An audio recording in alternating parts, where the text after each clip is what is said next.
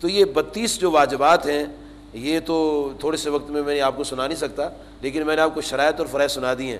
لیکن اب میں آپ کے سامنے یہ چیز پیش کرنا چاہتا ہوں کہ ہم نے قیام کیسے کرنا ہے، ہم نے قیام میں اپنے ہاتھوں کیسے اٹھانا ہے، ہماری نگاہ کہاں ہونی چاہیے تاکہ ہمارا سارا نظام درست ہو جائے۔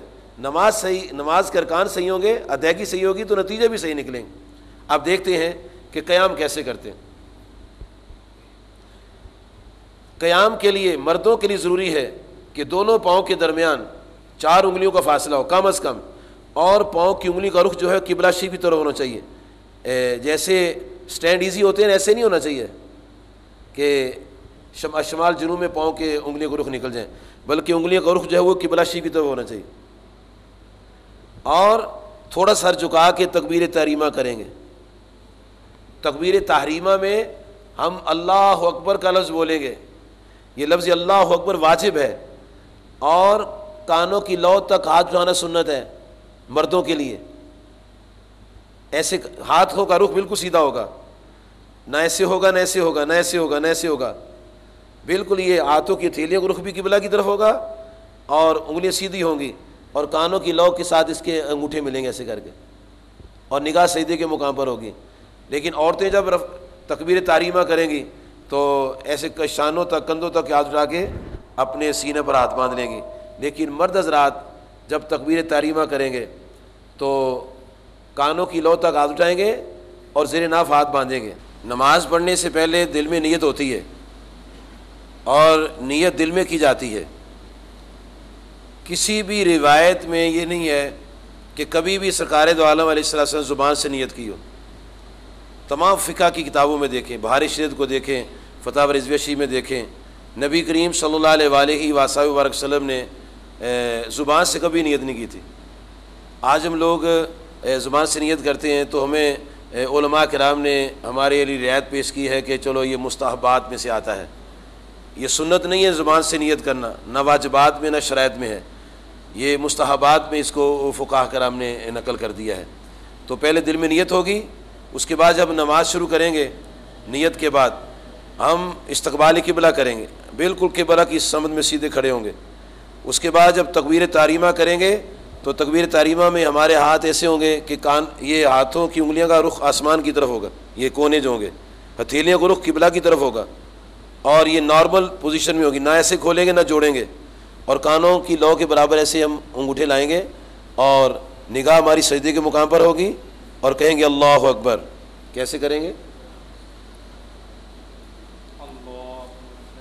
ہاں، اور یہ 3 انگلیاں پٹی پر آئیں گی، اور انگوٹھے اور انگلی سے گھیرا بنے گا۔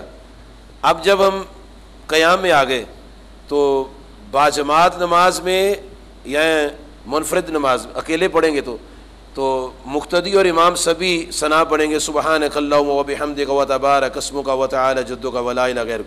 یہ پاؤں کی پوزیشن ہے کہ دونوں پاؤں کے درمیان کم از کم 4 انگلیوں کا فاصلہ ہونا چاہیے، اور انگلیوں کا رخ بھی قبلہ شریف کی طرف ہونا چاہیے جی۔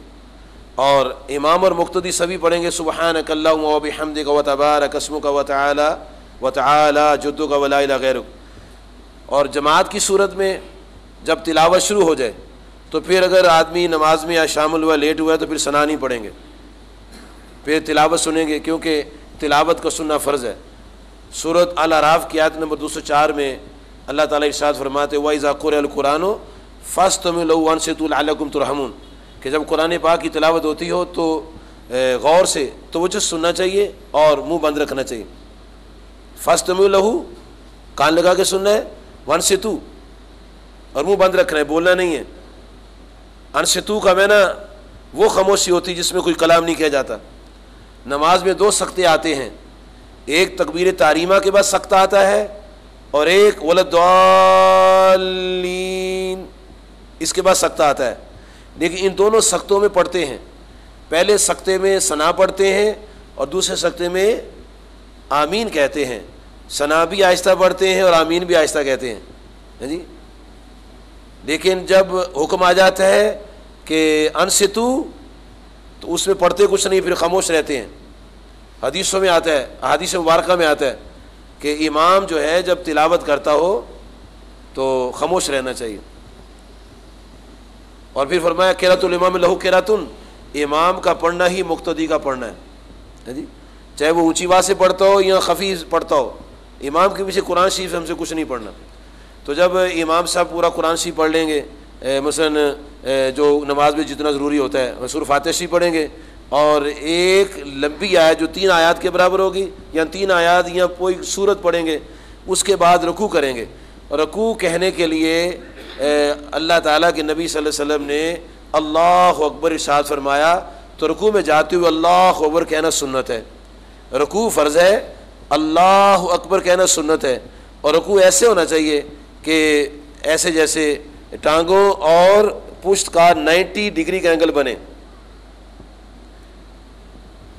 ایسے رکوع نہیں ہونا چاہیے اور نہ ہی ایسے ہونا چاہیے، بلکہ سر، کمر اور پشت ایک سیدھ میں ہو اور ٹانگیں بھی سیدھ میں ہوں، اور یہ ایسے کونی بازو مڑے ہوئے نہ ہو، بلکہ گھٹنوں پر ایسے ہاتھ پنجے ایسے رکھے ہوں دونوں گھٹنوں پر، اور بازو بالکل سیدھے ہوں، جیسے آپ دیکھیں ابھی ذرا رکوع کریں۔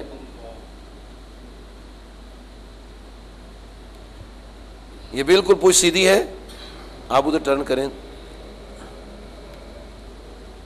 ہاں رکوع کریں۔ اب یہ دیکھیں رکوع کی پوزیشن کیا ہے، بالکل کمر سیدھی، تھوڑا سر اونچا کریں، سر تھوڑا سا، ہاں بالکل ٹھیک ہے، بازو بالکل سیدھے ہیں، اور ٹانگوں میں خم نہیں ہونا چاہیے رکوع کی حالت میں، بالکل ٹانگیں سیدھی، بازو سیدھے اور پشت سیدھی ہونی چاہیے۔ حدیث میں آتے ہیں اگر پانی سے لب بھرا پیالہ پشت پر رکھ دی جائے تو پانی اچھلے نہیں اس میں سے، ایسی سیدھائی ہونی چاہیے۔ اب تھوڑا سا سر اونچا کریں اور اونچا کریں، نہیں غلط رکوع، جیسے غلط رکوع ہوتا ہے، تھوڑا سا جھکے پر اور اونچا ہوں، ایسے رکوع نہیں ہوتا مردوں کا، اور بالکل نیچے چلا جائیں، یہ بھی رکوع صحیح نہیں ہے۔ صحیح رکوع ہے کیسے ہوتا ہے؟ صحیح رکوع یہ ہے، عورتوں کے لیے ایسے ہوتا ہے کہ وہ انہوں نے اپنے گھٹنوں تک ہاتھ پہنچا دینے ہوتے ہیں، یہ کافی ہے، اور تسبیحات 3 دفعہ رکوع میں تسبیح پڑھتے ہیں، رکوع میں 3 دفعہ تسبیح پڑھتے ہیں، سبحان ربی العظیم، سبحان ربی العظیم، سبحان ربی العظیم، اور نگاہ جو ہے وہ پاؤں کے اوپر ہوگی۔ رکوع کی صورت میں نگاہ جو ہے یہ پاؤں کے اوپر والا حصہ ہوتا ہے نا، یہاں نگاہ ہوتی ہے۔ اور اس کے بعد جب رکوع میں جا کر ہم تسبیح پڑھتے ہیں، سبحان ربی العظیم، سبحان ربی العظیم، سبحان ربی العظیم، بڑے اطمینان کے ساتھ اللہ کے حضور کھڑے ہیں، اور اطمینان سے رکوع میں ہونا چاہیے، رکوع کرنا فرض ہوتا ہے۔ اب اس سے اٹھنا ہے ہم نے، تو جب امام کے پیچھے ہم نماز پڑھتے ہوں گے تو امام صاحب کہیں گے سمی اللہ لمن حمدہ، جب وہ کہیں گے حمدہ تو ہم کہیں گے ربنا لک الحمد، تو ہم سیدھے کھڑے ہو جائیں گے۔ اور جب اکیلے نماز پڑھتے ہوں گے تو ہم رکوع سے اٹھنے کے لیے کہیں گے سمی اللہ لمن حمدہ، کہیں، اور کھڑے ہو کر کہیں گے ربنا لک الحمد۔ یہ اکیلا آدمی نماز پڑھتا ہو تو ایسے ہوگا۔ اب جب امام کے پیچھے نماز پڑھیں گے تو امام کہے گا سمی اللہ لمن حمدہ، جب حمدہ کا لفظ آئے گا نا تو پھر مقتدی سر اٹھائیں گے، سمی اللہ لمن حمدہ۔ ہاں، یہ رکوع سے اٹھنے کا طریقہ ہے، اس کو کہتے ہیں قومہ، اور یہ واجبات نماز میں سے ہے۔ یہ آداب ہیں جو نماز میں نبی علیہ الصلوۃ والسلام نے سکھائے ہیں۔ ان آداب کی پابندی جو ہے جب ہم کریں گے تو پھر نتیجہ صحیح برآمد ہوگا۔ اور اگر ہم ایسے ہی ٹکرے ماریں گے، نبی صلی اللہ علیہ وسلم فرماتے ہیں مرغ کی طرح چونچ مت مارو، ایسے سے کر کے مت کرو، اطمینان سے۔ جیسے آپ کو میں نے وہ ابو ہریرہ رضی اللہ عنہ سے مروی روایت سنائی ہے کہ ایک آدمی نے نماز پڑھی تھی تو آپ نے 3 دفعہ اس کو لوٹایا تھا کہ نماز پڑھو،